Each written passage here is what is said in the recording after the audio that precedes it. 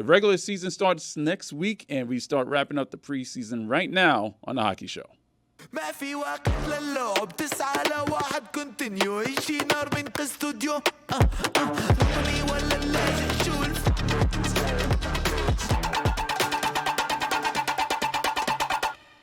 That's David Dwork of the Hockey News. Ethan's on the other side in the executive producer's chair because Rosie, our lead producer, is still on vacation. Yeah. You need to come back quickly, girl, because I'm not good enough for you, Roy? No, you're not. This is The Hockey Show. Fine. My name is Roy Bellamy. We have a YouTube page, ladies and gentlemen. Please follow us there at The Hockey Show DLS. We also have TikTok at The Hockey Show 7. And on X, Instagram, and Threads at Hockey Show DLS. Now, we get into contracts discussions here because following the Kirill Kaprizov 8-year, $136 million extension at $17 million per year. And by the way, that led to this funny exchange between he and Wild general manager Bill Guerin when they announced the contract. Big chair, big chair. Excited? Better be.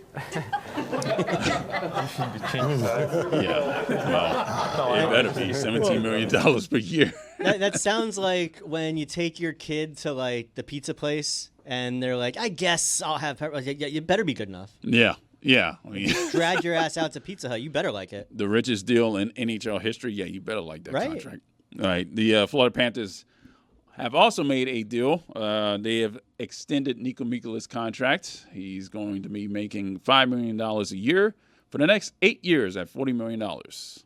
Very good team-friendly contract that Bill Zito has signed, and they're not going to be able to do that a lot further once the new CBA deal, once those rules start kicking in next season. So I would say it's a great contract and probably the last one the Panthers will be able to sign. No, guys can still take team-friendly deals. I think the way that they structure the deals, I think that's kind of where we're going to see a little bit of flexibility. As Bill Zito, as he did again with Mikola's contract, the base salary, which is what gets distributed throughout the season, is just like $1 million. Everything else is paid out as a bonus. Obviously, players are going to want to get a big chunk of money every July 1st as opposed to getting smidgens here and there.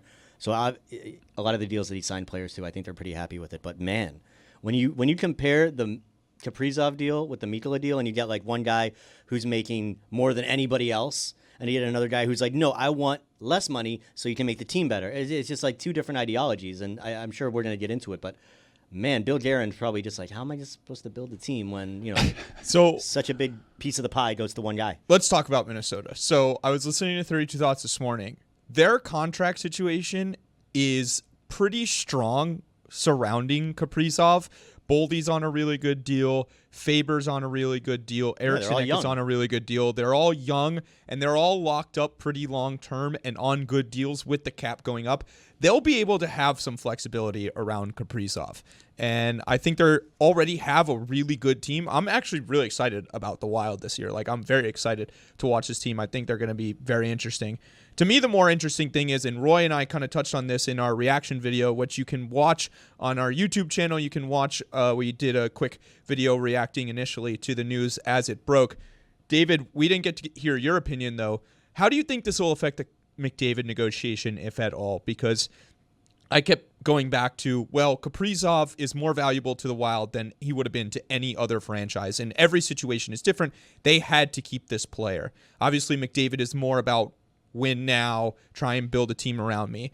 Do you think this will have a big impact on the McDavid negotiation, or do you think it's just kind of something we should look at on its own? No, I don't think it's going to have an impact because we already knew McDavid is going to get as much as he wants, whether that's max value for a contract or whether that's, leaving a little bit on the table to make the team around him better. I think whatever Connor McDavid decides he wants to do in free agency is what's going to happen. So I think Kaprizov decided, clearly, I want the highest contract I could possibly get, and that's what he got.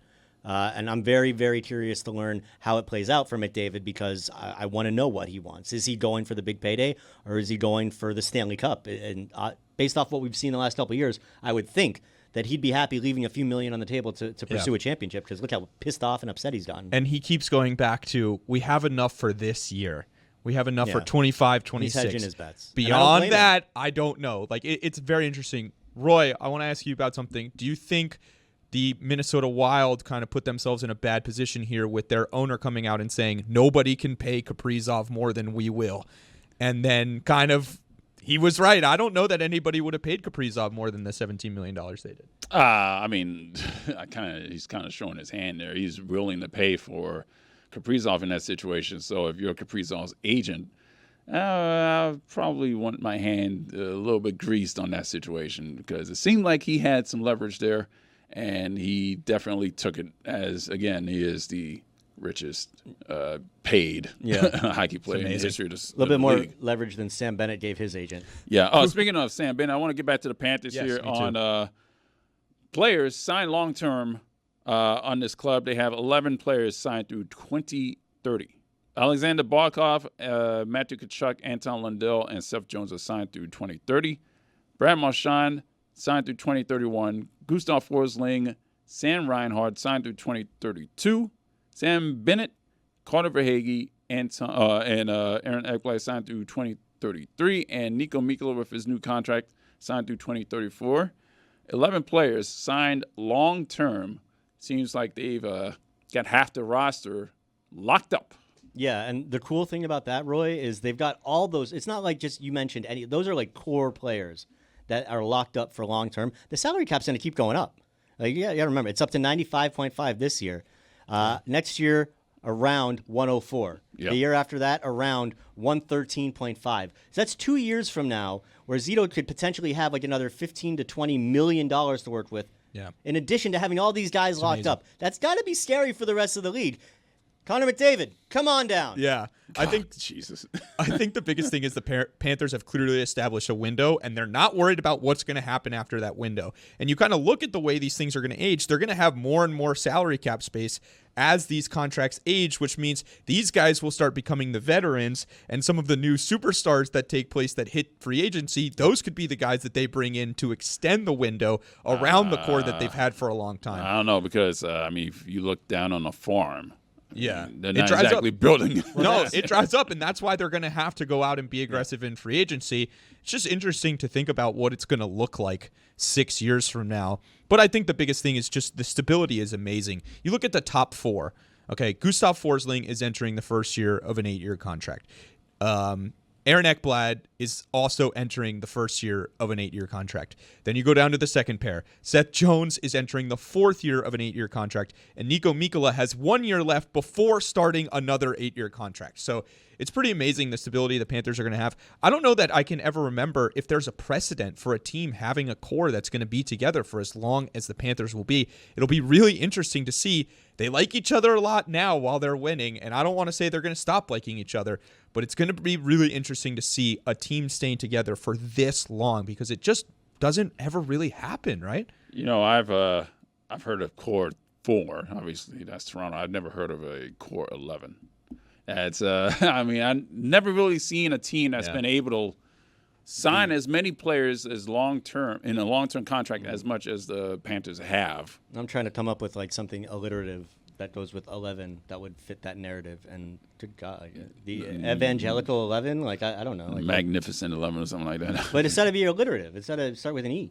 It'll be the elderly 11 by 2030. There you go. If we're being honest. But it won't matter. For Panther fans, it won't matter. If they get another cup after this, or another cup or two even, who's going to give a shit what happens in 2032 if this team wins 4 cups in a decade? It's not going to matter.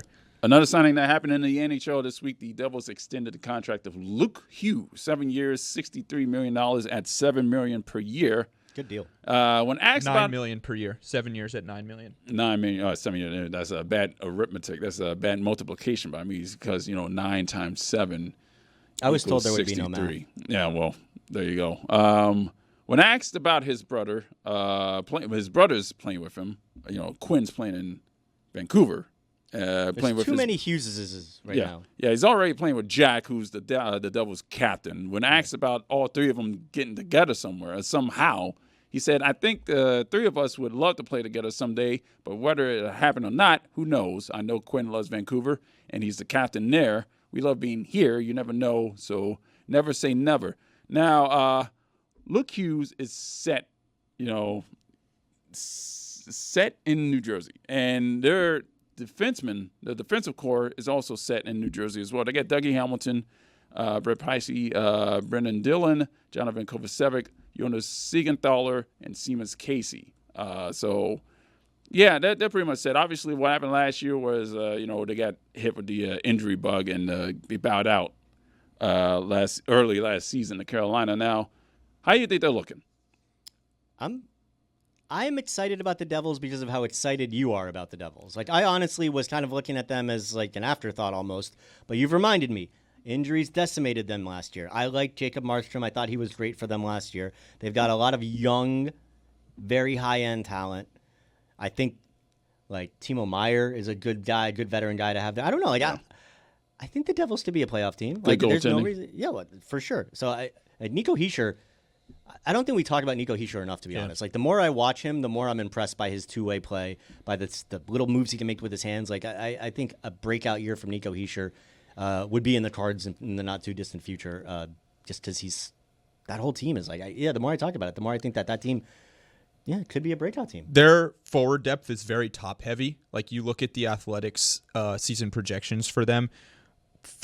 Their top 5 are the only players that have positive projected net ratings, and Stefan Nason is just 0.07. Everybody else, Meyer, Bratt, Hischier, and Hughes. Hughes leads the way with a 19.1. Hischier's projected rating is in the 88th percentile. Like, this is a very, very top-heavy team. Things kind of get ugly in the middle and at the back end. What I'm really intrigued by is to see they're paying Dougie Hamilton and Luke Hughes $9 million apiece now. They're kind of very similar players. Nobody really knows who's going to be on Power Play 1, and it kind of seems like they've now made Dougie Hamilton expendable. A lot of people think that he could be moved here soon.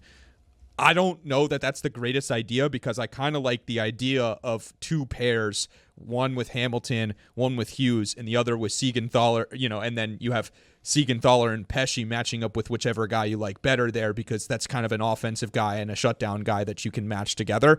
I think that can be the best way to line up. I wouldn't move Dougie Hamilton, but to me, the more interesting discussion here is, does Luke Hughes deserve this contract? Because a guy we'll talk about next, Jackson Lacombe, got the same contract as Luke Hughes basically, but he got 1 year more, the same AAV.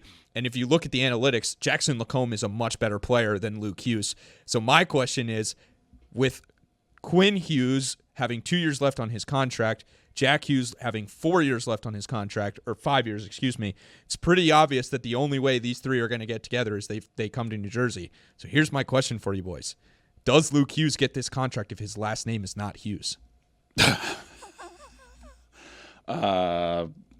Probably not. Not this contract. It kind of seems like there's a bit of a tax here of we want to keep you around so that we can take a run at Quinn when he becomes a free agent in a couple years, because otherwise this seems like a bit. I know they expect him to evolve into a star, but he's had 2 44 and 47 point seasons, I believe. Like, $9 million. I know the cap's going up, but man, that's a big contract for this guy, especially when you watch Lacombe, who, like I said, is a better player, get the same deal the next day. Yeah, I doubt that he would get that contract if he wasn't in Hughes. But you mentioned Jackson Lacombe. The Ducks also signed Mason Marchment. So they got Marchment. Huh? McTavish. McTavish. Marchment's in Seattle. Sorry about that. McTavish. I don't know why I got him. Former Panthers on the brain. I don't know what's going on. They signed Mason McTavish and Jackson Lacombe. McTavish, 6-year extension. Lacombe, 8-year extension. But the Ducks played hardball with both of them. I mean, Jesus. So I think the Ducks are going to look better this season. What do you think? I think Pat Verbeek, we got to give him a little credit for being a little bit more hard-nosed GM than maybe we realized. I don't know. The Ducks, I'm curious, because we know they're young. Obviously, McTavish is awesome. Troy Terry is a quandary to me. I never know what to make of him, because I feel like he's a good goal scorer, but he's got his deficiencies in his game. Remember, they brought in Chris Kreider. They got Trouba last year. They got a new coach this year that I'm sure we're going to be paying attention to how that goes. Cutter Gauthier is fun to watch. Mm-hmm. So I don't know. They'll be. I forgot. Also, one of our favorite guys is Anaheim to keep them on point, and that's Radko Gudas. Yes. So yeah, I don't. The captain. Frank Petrano signed a long-term deal there as well, former Panther. Yes. Yeah, Frankie had a good year for them last year, too. Yeah, he did. So he's been a nice player. It's interesting. Anaheim, you know me, I'm excited to see both of the non-playoff Southern California teams from last year. San Jose and Anaheim. Yeah, both could be vastly improved on this year. But yeah, I don't know, man. What do you think about Anaheim, Roy? Do you have them as a perhaps playoff team? Yeah, I think so. I think they might be close in contention for the wild card. So we definitely will look forward to the end of the season and see where they are. They're the hot pick. They're a hot pick could to be be the a dark Flames horse this for year. a playoffs team. Yeah, and they have a little more excitement than the Flames had last year, and the Flames obviously took a run at it, just missed out. But yeah, I'm very excited to watch Anaheim. I think they're going to be a really fun team to watch, and I can't believe you didn't bring up Lucas Dostal. Dworky, your fraternity brother, Yeah, your goalie fraternity good brother. point. He was really good last year. His underlying numbers are insane. So Yeah, that's a good point. We appreciate everybody who watches and listens to the show. You guys can ask us questions on a vast array of social media outlets, and we have a question from @Ben from Wisconsin.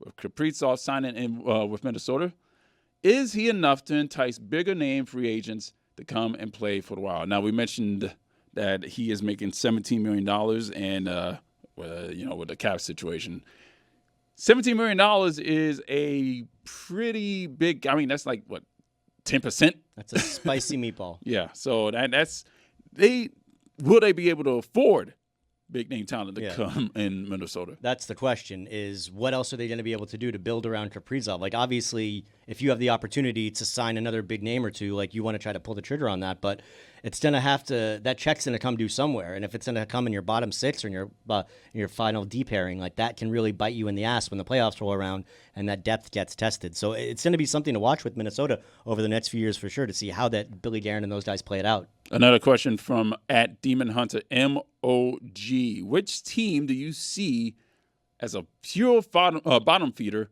going for the first round pick in the draft coming up? And obviously, you know my answer to this. Yeah, question. I know your answer to this. I don't know if you're going to like my answer to this. I think I'm looking at Chicago again as just another down year.